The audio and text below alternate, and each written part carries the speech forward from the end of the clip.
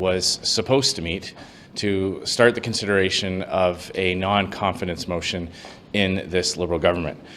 Rather than allow that to happen, Justin Trudeau has selfishly shut down Parliament to avoid accountability. That non-confidence motion was being moved because after 9 years of Trudeau's government and this Liberal Party running the country, Canadians have been suffering through so much misery. Families going to food banks for the first time in their lives, families with two incomes, sometimes having to go to food banks to supplement their groceries. People turning down thermostats as the Liberal carbon tax has driven up home heating and utilities. Homeless encampments in tent cities popping up all across the country. 1,400 tent encampments in Ontario alone. Violent crime rising by 50% since the Liberals took office. All of this has caused so much suffering and hardship, and Justin Trudeau kept desperately clinging to power, even as more and more of his own MPs expressed non-confidence in his government. And rather than do what was right and allow the Canadian people to have their say in a carbon tax election, Justin Trudeau has run and hid from accountability and cowardly announced his resignation rather than give Canadians the choice, putting this off till sometime in March. All this at a time of great uncertainty that Canadians are facing. We've got an incoming administration in the United States threatening our country with tariffs. We've got very poor economic news in the past few weeks. Our dollar has been sliding, and as I said, 6 consecutive quarters of per capita GDP declines. All so that the Liberal Party can sort out its internal mess. Once again, Justin Trudeau and the Liberals have proven that they put themselves ahead of the Canadian people. Nothing will change with a Liberal leadership race. I mean, if we look through some of the candidates that are being speculated about and some who have even indicated that they will likely run, let's look at Mark Carbon Tax Carney, as he's known in political circles. He holds the position, he is currently Justin Trudeau's chair of his economic task force. He is one of the main architects of Trudeau's record. He loves the carbon tax so much that he was even fighting against any exemptions being given to Canadians struggling with home heating costs. He supports all of Justin Trudeau's policies. He was one of the key architects of this Liberal administration. Chrystia Freeland was there all along the way, applauding and cheering and voting in favor all of Justin Trudeau's policies that doubled housing costs, that drove up inflation and interest rates, that let dangerous and repeat offenders out on the streets, prioritizing the rights of criminals ahead of the rights of law-abiding Canadians. And she was even prepared to blow through her already insane $40 billion deficit guardrail right up until the moment that she was told that she would be demoted right afterwards. All of these speculated Liberal candidates will just be more of the same. Even Christy Clark, who is Premier of British Columbia, who increased the carbon tax by 200%. Canadians don't need this uncertainty and chaos as Liberal leadership contenders try to compete to show Liberal members who loves the carbon tax the most, who wants to run even bigger deficits, and who wants to plunge our country into even more misery. Canadians need a carbon tax election so we can put an end to all the misery and suffering and all the chaos that Justin Trudeau has selfishly put our country in. To consider the fact that Canadians don't even know when the new Prime Minister will be chosen or what process. This is all to be sorted out when we're just less than 2 weeks away from an incoming U.S. administration with these tariffs threatening our country. This was an incredibly selfish and self-centered move, once again proving that Liberals put themselves and their party ahead of the interests of Canada and of Canadians. And all of this could have been avoided, by the way, if Jagmeet Singh had have actually put his actions where his words were. Remember in September, he had that very theatrical display where he pretended to rip up the agreement with the Liberals, came right back into that House of Commons and voted time and time again, 8 times, voted confidence in propping up Justin Trudeau, even as more and more MPs, not just in opposition parties, but even in the Prime Minister's own party, had expressed their non-confidence. So that's why Conservatives are once again calling for Justin Trudeau and the Liberal Party to please for the sake of Canadians' well-being, for the sake of those struggling families going through so much hardship. I mean, think of 1,400 tent encampments in Ontario. Life wasn't like this in Canada before the Liberals took office, and it won't be like this in Canada after Canadians vote them out. It's not too late. They can still do the right thing. They can call a carbon tax election so Canadians can vote for a new government for strength and stability to weather our country through these challenging times. I'll be happy to answer a few questions. I'll just allow my colleague to say a few words in French. Thank you. How will Mr. Trudeau's resignation affect the Conservatives' election strategy?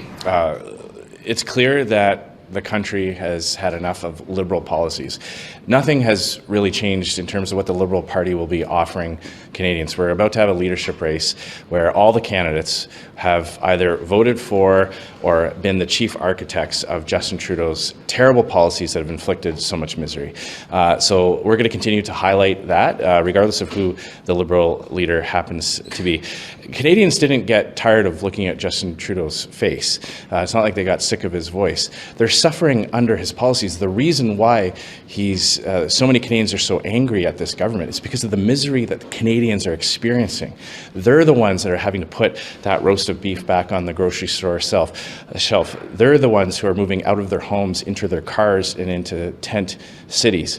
It has nothing to do with the personality of the man. It has everything to do with the policies that have been inflicted upon Canadians, and every single Liberal contender for that leadership race has been a vocal cheerleader of Justin Trudeau and his policies. And we are going to remind Canadians of that terrible legacy, no matter when the election is and no matter who happens to be leading the party. On the leadership race, as we know, there have been concerns about foreign interference in past Liberal nomination campaigns and others because of the party's membership rules. What is your assessment of that? And do you have concerns about it going into a leadership race? Do you think the party ought to change the rules? Well, we've had major concerns with how Justin Trudeau and the Liberals have handled foreign interference. They've dragged their feet. They've resisted accountability. They still refuse to release the names of members of Parliament that were listed in the Security and Intelligence report. Justin Trudeau has never taken this threat seriously. He has sat on reports and recommendations and done absolutely nothing about it. So we are concerned, but we believe the best way to deal with all kinds of threats to Canada, including foreign interference, is to have a new Conservative government that will take these things seriously. Let's let Canadians decide. Let's let Canadians vote in a carbon tax election so we can close the chapter on this terrible Liberal legacy of 9 years of misery inflicted upon Canadians and finally start a new chapter. On the tariffs with the U.S., you speak of strength that Canada needs. So what is your colleague, Jamil Jaravani, best friends with J.D. Vance, doing to advance Canada's cause to get a carve-out? You're right to point out that when a country has a position of strength, it's able to negotiate much better. And it's clear that Justin Trudeau has been personally very weak in dealing with the U.S. administration of both parties, by the way. About your colleague. Of both parties. Justin Trudeau had to capitulate to Donald Trump the first time he was president. He then backed down to President Biden, failed to get an exemption on softwood lumber or Buy America, failed to get new energy exports to the United States. So Justin Trudeau has been incredibly weak personally, and he has put our country in a position of weakness by imposing a carbon tax on Canada when the United States doesn't have one, chasing away jobs and investment. There are fewer voices in the U.S. fighting to maintain access to Canadians' markets. So our entire party, our entire caucus is focused on making Canada stronger, bringing in economic measures that will grow our economy, make more investors around the world fighting to get into Canada instead of fighting to pull out of Canada and invest in other countries. On foreign interference and the rules about the race that my colleague was asking about, you say the Prime Minister and his party have not released the names, but your leader has not looked at the report unredacted to see the names, potentially names that concern him, and take action. So now that we are going into an election clearly in the spring, what's your party doing? for foreign interference to make sure that there isn't any in your party and in nominations? Well, we all know why Justin Trudeau wanted to silence our leader. He wanted to put our leader, Pierre Poilievre, in a position where he could know information but do nothing about it. Justin Trudeau is the Prime Minister today. He has the power to release those names. He has the authority. No. Of nominations, of signing nomination papers. So what's your party doing? Let's move it's away very from the clear. report. It's very What's clear. your party Well, doing you on asked foreign a question interference? about the report, so Well, I'm you're trying to question, so what I'm are trying to you doing answer you about the foreign question that you interference? actually asked, even though you might not like the answer I'm giving. Justin Trudeau has had years to respond to the threats that have been reported to him through CSIS, through our National Security Agency. He refused to do it. It took brave whistleblowers to raise the alarm, and only then did this Liberal government do anything about it.